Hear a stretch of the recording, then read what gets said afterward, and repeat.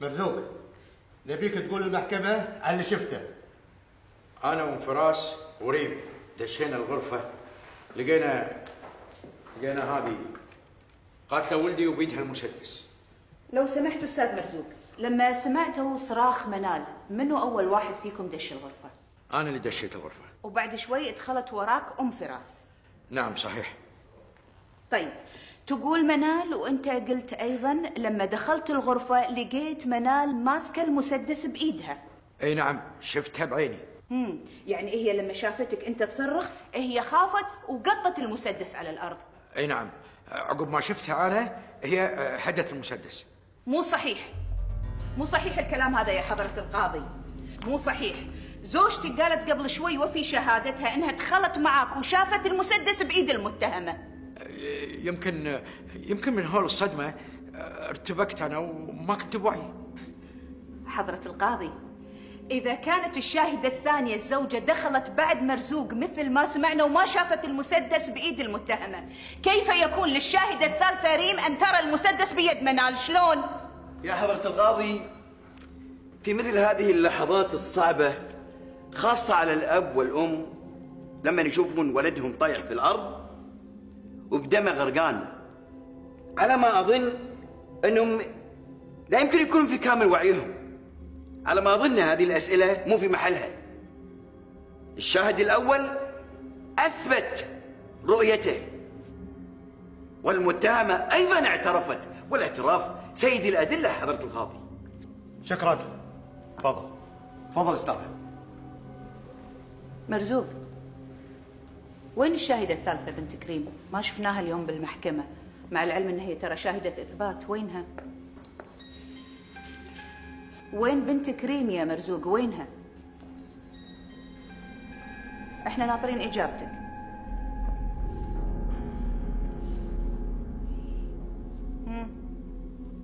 ليش ما تبي تجاوب يا مرزوق؟ جاوب. حضرة القاضي، مع احترامي للمحامية زوجتها، هذا الإنسان أنا قلت لكم إنه هو شاهد وليس متهم، ولها احترامه، وليس لها الحق أن تتعرض لأفراد أسرته. البيوت لها أسرار يا حضرة القاضي، ليس لها الحق أن تكشفها علنا أمام الحاضرين. حضرة القاضي، أنا لا أعرف ماذا تريد أن تتوصل إليه المحامية وهي تسأل الشهود، فهي حتى الآن لم تمس القضية، وإن كانت هناك قضية أخرى فلا أعتقد أنها لها علاقة بقضية القتل. فنحن النيابة العامة نصر أن المتهمة منال محمد هي التي قتلت زوجها فراس مرزوق مع سبق الإصرار والترصد، وكل الأدلة تثبت ذلك. الطب الشرعي أكد وجود بصمات المتهمة على المسدس أداة الجريمة. أقوال الشهود جاءت لتثبت واقعة القتل ورؤيتهم ماسك المسدس أثناء دخولهم عليها. اعتراف القاتلة بأنها كانت ماسكة المسدس. فماذا نريد أقوى من ذلك لنثبت جريمة قتل فراس مرزوق من قبل المتهمة منال محمد؟ مرزوق، وين بنت كريم؟ أنا للحين ناطرة جوابك، ممكن أعرف وين بنت كريم؟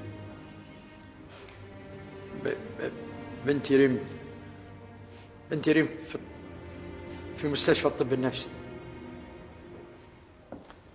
سيدي الرئيس، حضرات المستشارين، الشاهدة الثالثة ريم مرزوق لها 1.5 سنة تعاني من مرض نفسي، مرض الشيزوفرينيا، باللغة العربية يعني الانفصام في الشخصية. وهذا المرض خطير ومن آثاره عدم ترتيب الأفكار وتشويش الذاكرة.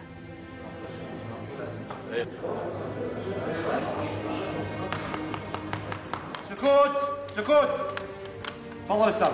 هذه شهادة طبية من مستشفى الطب النفسي تثبت ما أقول، وعليه نقدم هذه الشهادة ونلتمس ضمها لأوراق الدعوة، ونطلب طرح أقوال هذه الشاهدة جانبا وعدم التعويل عليها.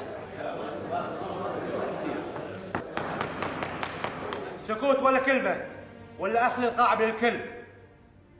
تفضل استاذ. أبو فراس، المسدس اللي انقتل فيه ولدك فراس مسدسك أنت، وأنت اللي أعطيته إياه علشان يخش لك لما في يوم من الأيام شافتك ريم وأنت ماسكه بدينك، صح؟ لا، الكلام اللي تقولينه هذا كله مو صحيح. أنا المسدس هذا اللي تحكين عنه لا عمري شفته ولا أعرف عنه شيء. أبو فراس خاف الله، إن الله حق. سبحانه. سيدي الرئيس، حضرات المستشارين، إن النيابة العامة قد وجهت لموكلتي تهمة قتل زوجها فراس مرزوق مع سبق الإصرار والترصد دون دليل معتبر قانونا، وقد جاءت أوراق الدعوة خلوا من هذا الدليل.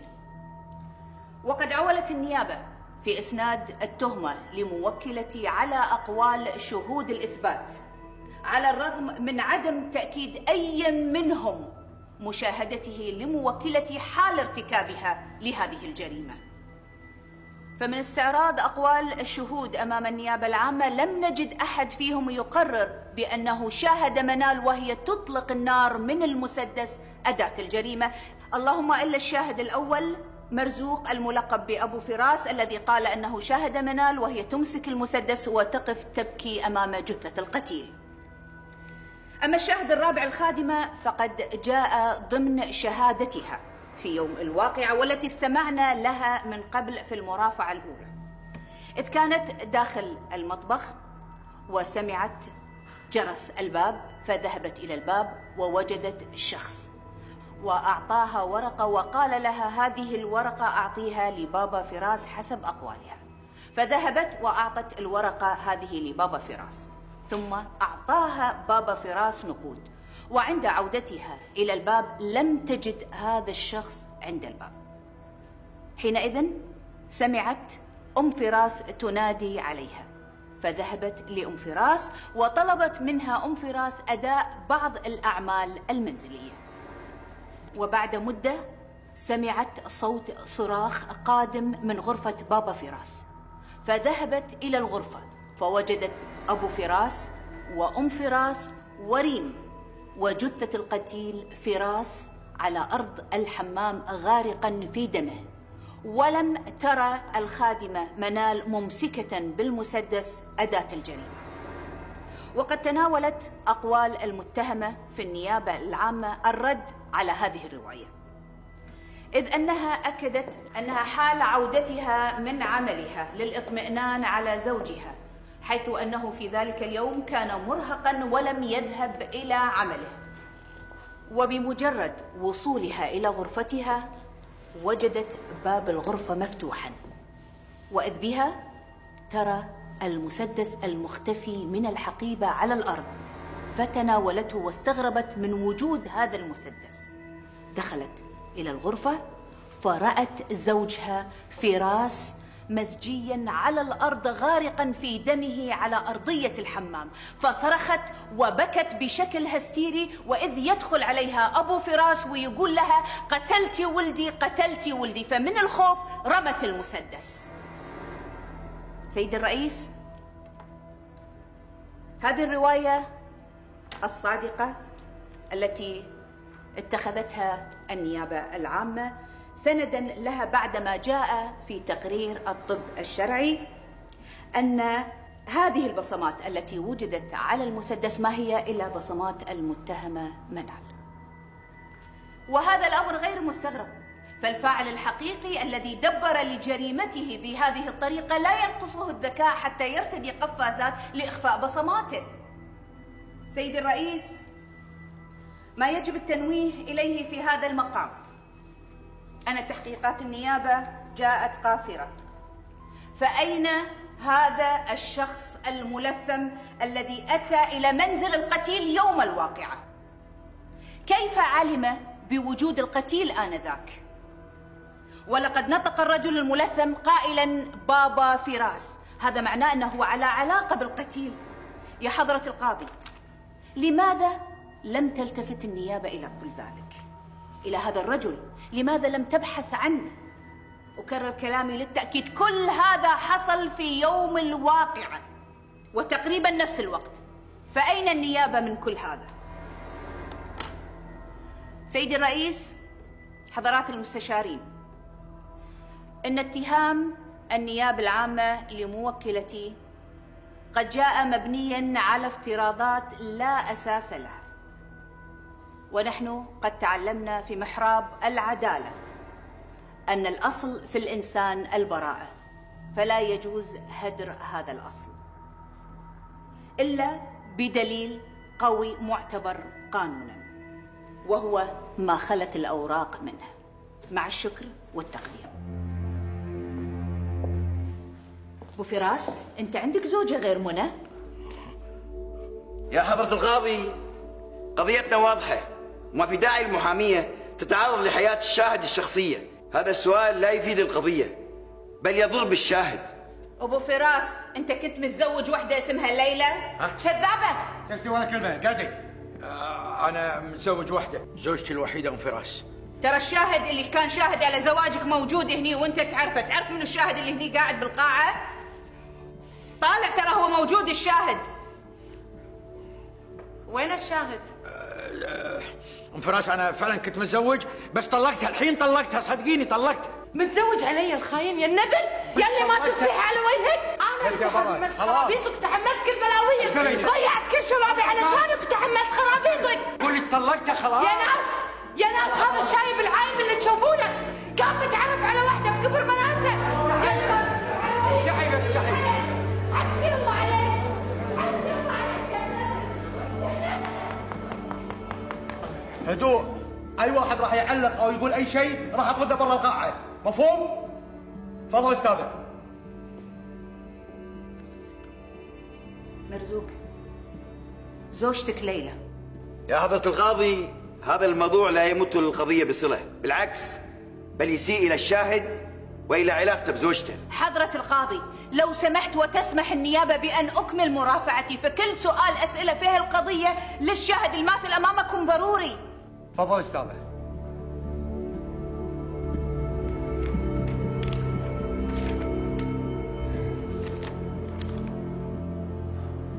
ترى حاجيك الشاي بطلع سقردي هده، احنا شباب ما نقايش عنده. ايش فيك تتناوض؟ بردان صدقك انت ولا البرد؟ سكوت، ما نبي نسمع صوت في القاعة. خلصت أستاذة؟ لا طال عمرك. تفضلي. مرزوق، زوجتك كان عندها ولد؟ لو سمحت تجاوب على سؤالي. اي نعم، كان عندها ولد. ابو فراس، مرة أو مرتين أو ثلاثة أعتقد طب عليكم حرامي، وفي أحد المرات طق سومة وربطها، صح؟ خدمتكم سومة. نعم نعم، صحيح الكلام. طيب، مع العلم أنه هو طق سومة ما اشتكيت عليه في المخفر. نعم. وأعتقد أنه هو تعدى عليك وطقك وبغى يموتك، صح؟ ومع هذا ما اشتكيت للشرطة، ليش؟ انت هني وخايف ياخذونك؟ اقول لك رمينا بسكوتك، خاف على نفسك. هدوء.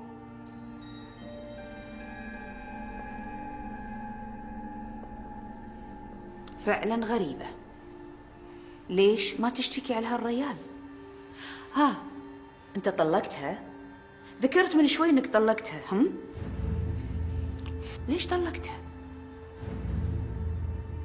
ليش طلقت المسكينة؟ ها مرزوق؟ ليش طلقتها؟ ليش طلقتها؟ حضرة القاضي، اللي قاعد تسوي المحامية هذا شيء مو معقول.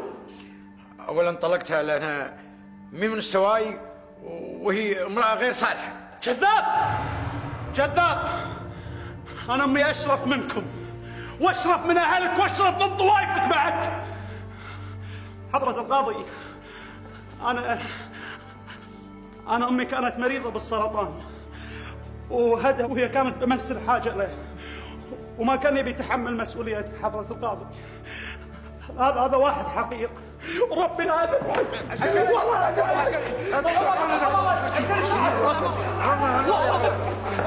أدفنك هني، والله بدفنك هني. حسبي الله عليك، جاني خليت الرياح وقطيتها. حسبي الله عليك، حسبي الله عليك. معقول هذا قاعد يصير؟ بغى يأذي بسمة. رفعت الجلسة للاستراحة.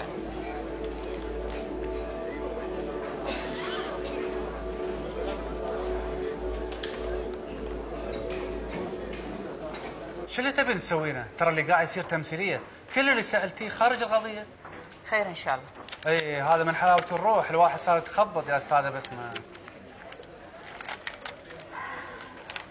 ترى ما يفيدك، القضيه لابسه المتهمه 100%، وكل اللي تحاولين تسوينه ترى ما يجيب نتيجه. انا ابني كبر وحاخذ بنادول انا. الحين كل اللي حكيتيه داخل المحكمه ما عوروا راسك، كلمتين مني عوروا راسك؟ اي عوروا راسي عن اذنك.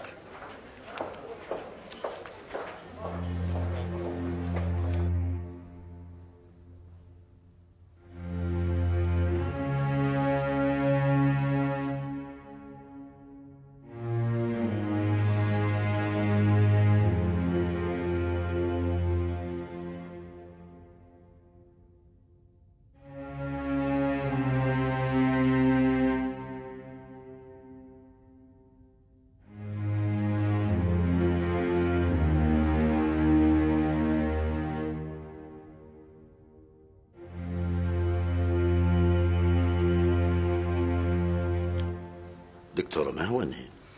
قالت عندها مريضة بالعيادة تبي تروح لها ضروري.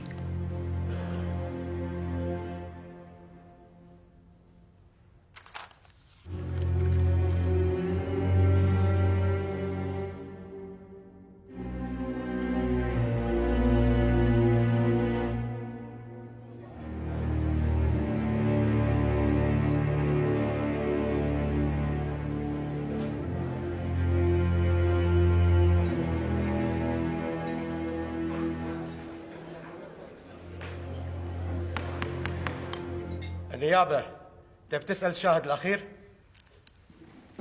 بعد الدفاع حضرة القاضي.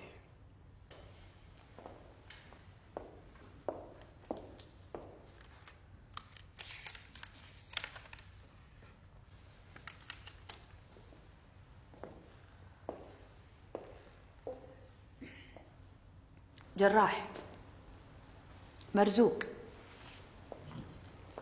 الملقب أبو فراس، تزوج أمك على سنة الله ورسوله ولا؟ أكيد تزوجها على سنة الله ورسوله طال عمرك. والشاهد كان أبو عبد الله اللي كنت أشتغل عنده مراسل. أنا أشهد أن زواجهم على سنة الله ورسوله. لا تتكلم إلا لما نطلبك للشهادة، مفهوم؟ تفضل اقعد.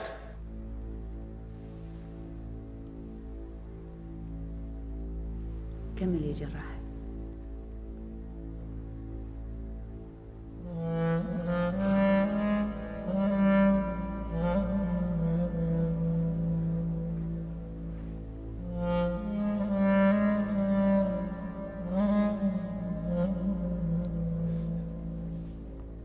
أنا أمي وحدة طاهرة، أمي تعذبت وايد وما لقيت لها سند حتى بزواجها من مرزوق. أنا عمري بحياتي ما عرفت معنى الظلم إلا من مرزوق. شلون كان يعاملنا، شلون كان يعامل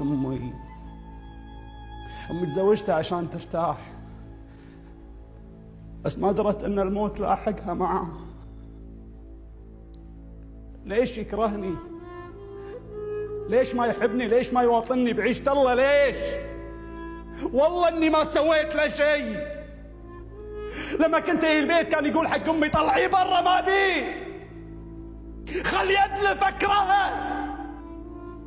امي تتوسل فيه، كله واللي يعافيك، وليدي وحيدي مالي غيره، شلون تبي بات برا بالشارع؟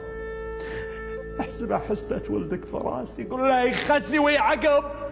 هذا وين ولدي فراس؟ وين هذا؟ وين مستواه ولدي فراس؟ وين مستواه؟ قارنين ولدي فراس بهالهيس الاربد. يرضيك استاذه طال عمرك؟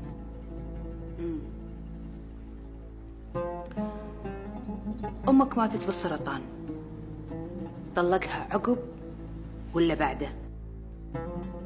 لما اكتشف أمي مرضت بالسرطان، جاها البيت وقال لها طلقتك. قال لها أنا ما تزوجتك عشان أخدم، عشان أعالج وعشان أتعب. قال لها أنا تزوجتك عشان أرتاح، عشان أشوف نفسي.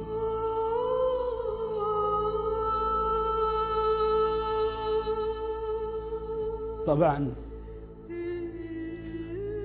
أنا أعرف بيت أبو فراس عدل، كنت أوصل لهم خضرة وماكلة وأعطيها حق الشغالة. لما أمي مرضت انقطعت تأيتها عن البيت، فكنت أروح لبنصاف الليالي وأتوسل فيه عشان علاج أمي. عمي أنا ضاقت علي الدنيا، ضاقت فيني الوسيعة وما لقيت أحد. طال عمرك أنا الوالدة تعبانة مريضة بالسرطان ومحتاجة فلوس، محتاجة فلوس وما لقيت غيرك. أنا ما بقى شيء لو سويته حتى بوق بكت. الله يعافيك طال عمرك. اسمعني زين، قلت لك اطلع برا، اطلع برا احسن لك. ما ابي اشوف رقعة وجهك ببيتي، فهمت؟ اطلع اطلع، اقلب الباب لا ابلغ عنك الشرطة واقول عنك حرامي. اطلع برا يلا، برا. طال عمرك والله يعافيك، أرجوك زين حتى لو عقد البيت، عقد الزواج، أي شيء. نعم، بعد هذا اللي ناقص؟ تبي عقد البيت وعقد الزواج؟ هذا اللي ناقص بعد. قلت لك اطلع برا. اسمع، ما ابي اشوف رقعة وجهك هني، لا مو هني، مو بيتي، باي مكان.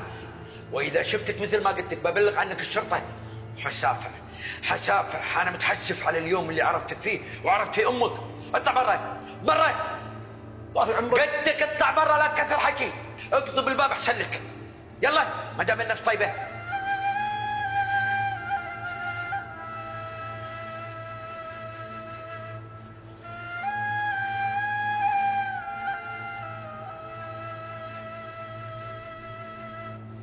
بعد هذا اللي ناقص، يبي عقد البيت ويبي عقد الزواج.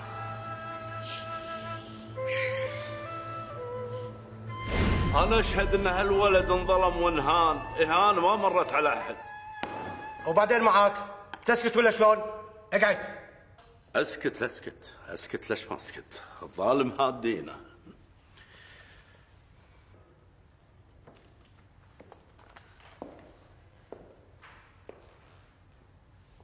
جراح وين عقد زواج امك؟ غاشة عنده وللحين ما صدقها بالمحكمة. حتى ورقة البيت اللي احنا عايشين فيه اكتبها باسم امي، ما سجلها بالشهر العقاري. وين الاوراق؟ خاشهم عنده بالبيت. في بيت ابو فراس. انزين يعقوب لما تعرفت عليه شغلته معاك مراسل بالمؤسسة صح؟ ويعقوب طبعا انعجب بمنال وقام يتودد لها اكثر واكثر عن طريق اختها تاج. وكان يراقبها حتى لما سافرت دبي، كان يراقب كل تحركاتها. وهي تصده طبعا لين طلب ايدها، وفي يوم من الايام راح لها المكتب وطلعت له مسدس لعبه ودزته وطاح وتعور براسه. وبعدين لما عرف ان منال تبي تتزوج فراس تحول حبه الى كراهيه. صح طال عمرك، وهو قال لي اذا حب واذا كره. كذاب يا حضرة القاضي، هذا لا تصدقونه. اقعد مكانك ولا تنطق بحرف، اقعد.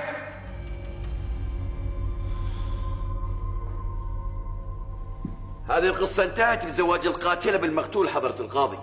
لو سمحت حضرة القاضي شطب كلمة القاتلة، فلم يتم إدانتها حتى الآن.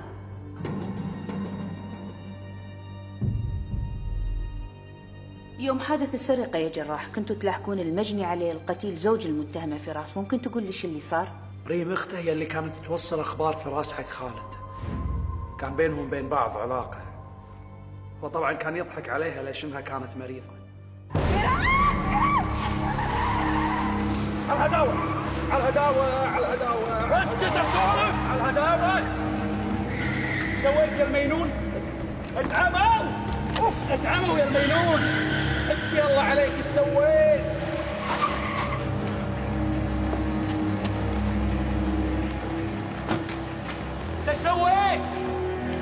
قلت لك ايش سويت؟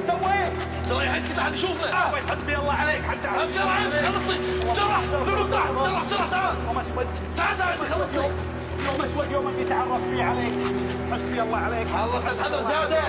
يوم اسود حط الفلوس. اسود روح حسبي الله عليك حتى حسبي الله عليك. حسبي الله عليك.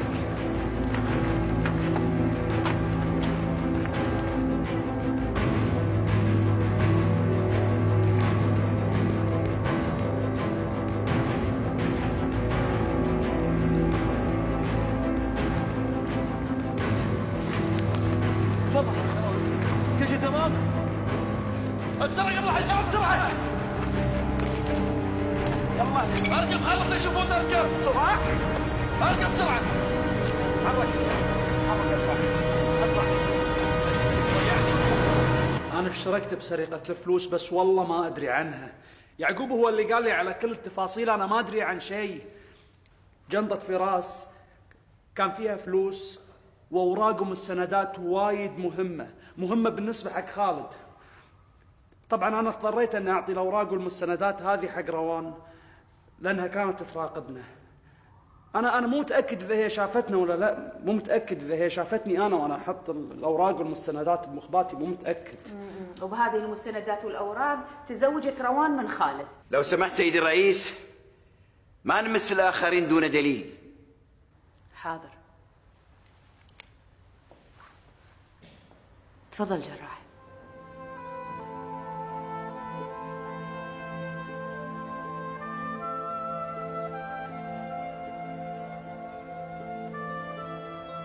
كل الكره والحقد اللي بالدنيا تجمعوا بقلبي، ما حسيت بيوم راحة ولا حسيت ان في احد يحبني يعطف علي يوقف معاي يقدر ظروفي. انا يومها ما حسيت بنفسي، ما حسيت الا ريولي موديتني شركة فراس. طبعا ما لقيت مداوم. اسمعني جراح عدل وانتبه. سيدي الرئيس، أرجو أن يتسع صدر المحكمة حضرتكم والسادة المستشارين لهذه القصة. قصة؟ احنا وين قاعدين سيدي الرئيس؟ سيدي القاضي. تفضلي.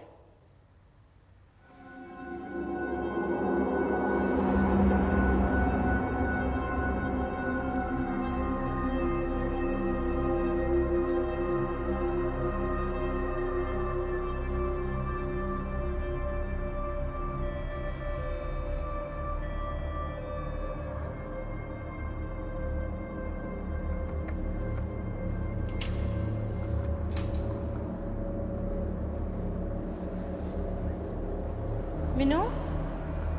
السلام عليكم. عليكم السلام. أعطي هذا ورقة حق بابا فراس، أنا ريال محتاج ما عندي فلوس. إن شاء الله يقعدوا شوية مني زين؟ عسى الله يفرجها عليكم يا رب.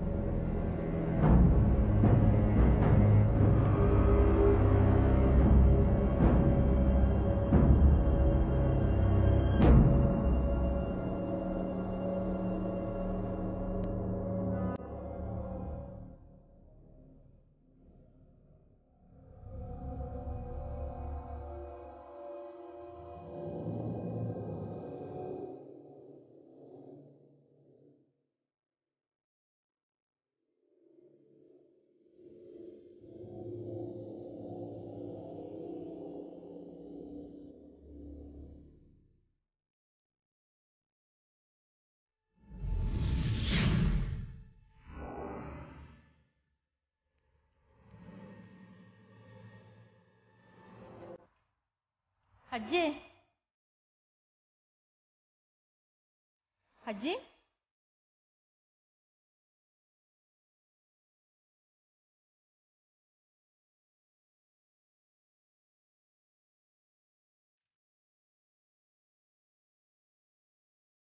سوما سوما فين ماما؟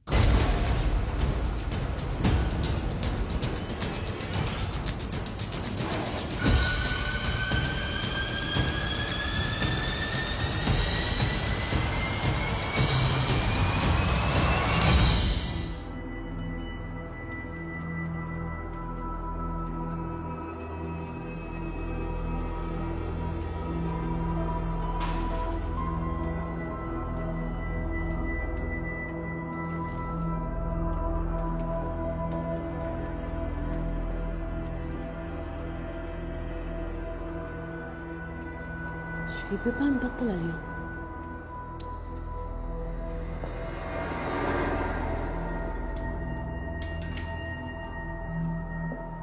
ايش رايك بالقصة يا جراح؟ مو هذا اللي صار؟ ما ادري والله ما ادري. شلون ما تدري؟ عيل منو؟ يعني يعقوب ولا خالد؟ فراس فراس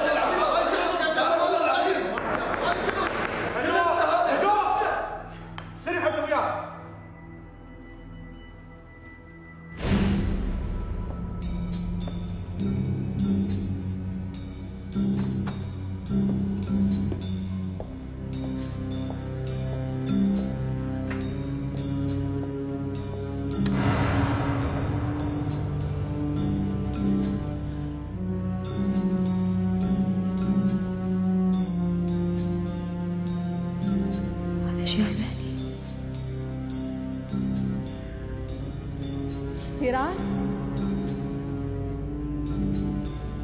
فراس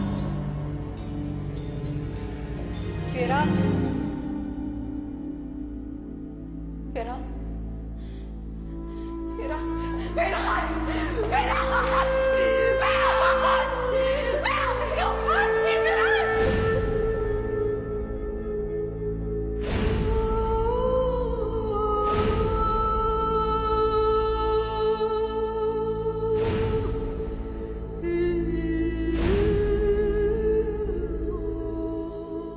سيدي الرئيس، حضرات المستشارين، سؤالين يجب الإجابة عليهما حتى نغلق ملف القضية بمعرفة القاتل.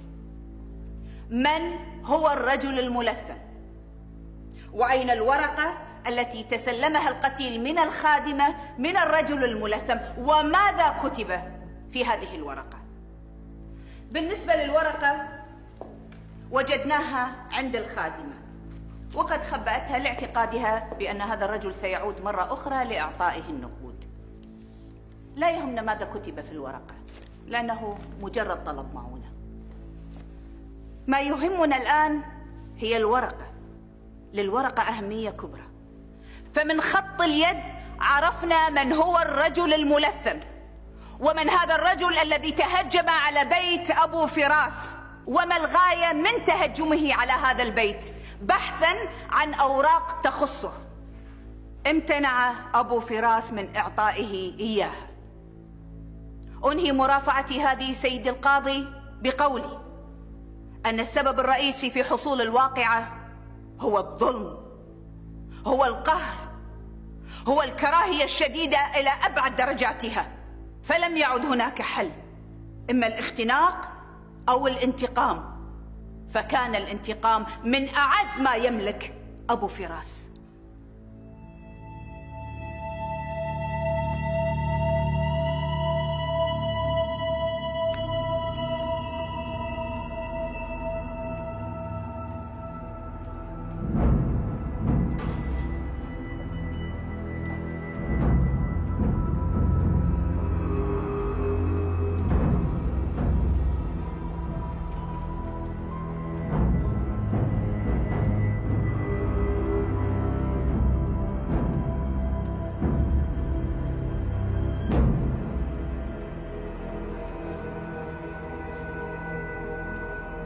ألو، في جريمة قتل بمنزل 33.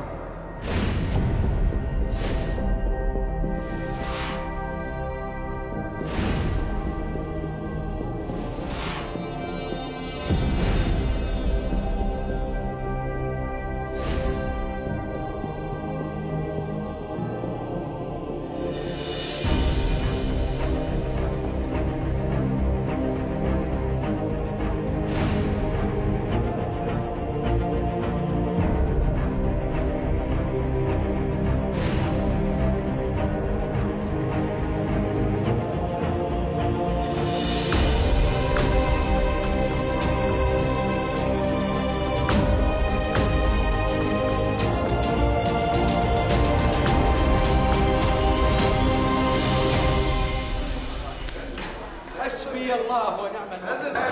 حسبي الله فيك ونعم الوكيل. يا الخسيس طلعت انت يا جراح، صدق بنت قبل بنت قبل زين يصير فيك. اضرب.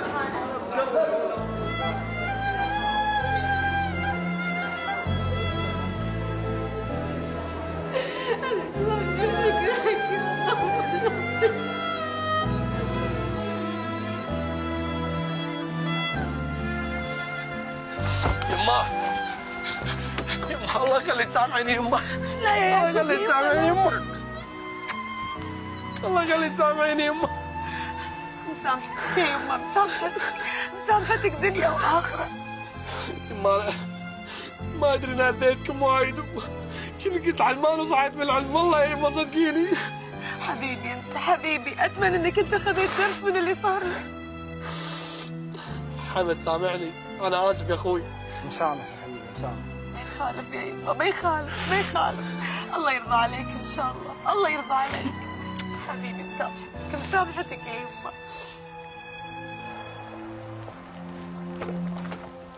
الحمد لله طلعنا براءة أنا وأنت، وعرفنا من القاتل الصجي. خلود ايش في قاعد طالعين كذي؟ نسيت ايش اللي قلتيه؟ حبيبي عادي يعني، الشكوك كانت حولك والأدلة ضدك، يعني ما قلت شيء غلط. اقول فجأة كذي صرت محامية ما شاء الله. ما تاكلين تبن تفتشين عن وجهي قبل لا ارنج كفه الحين على وجهك؟ حبيبي ايش فيك كبرت الموضوع؟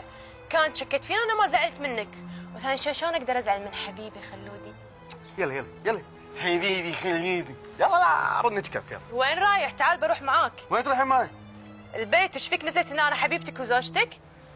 في قسم داخل اسمه قسم الطلاق، روحي تحصلين ورقه هناك، طلقك بالثلاث انا. يلا بتشي يبيتك زي طف السيجار براس شلح. ماشي خلود، انا علمك ان ما تهليتك بالمحاكم انا ما اطلع روانه يا الحقير.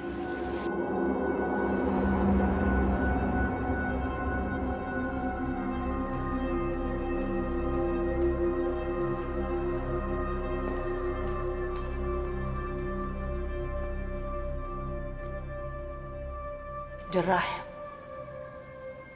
وكلني، أنا محاميتك.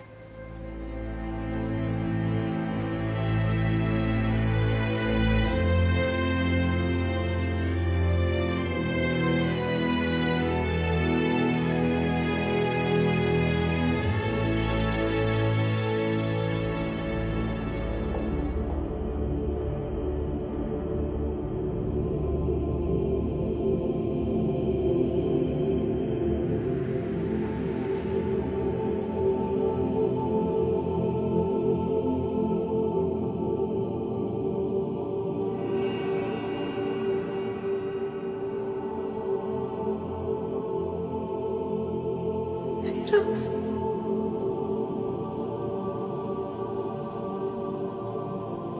خالد